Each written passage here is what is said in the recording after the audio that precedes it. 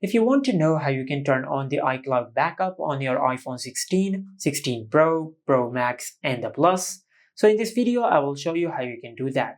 First of all, just go to Settings, then tap on the name of your Apple account. From here, just open the iCloud settings. Now before you turn on iCloud backup, just make sure you enable the services or the apps which you want to back up to your iCloud. For that, just tap on Save to iCloud. And from here, just enable the services which you want to back up. Now, for example, if you want to back up the data of your drive, just tap on your drive and enable Sync this iPhone. After that, just go back and do the same with all the services which you want to back up. Just like that.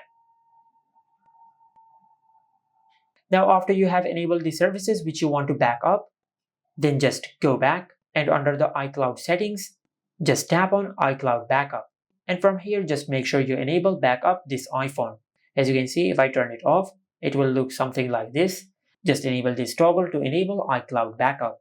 Now just wait for a few seconds, then tap on backup now. And by doing that, you will back up all the selected data to your iCloud. Now this process will take a few minutes.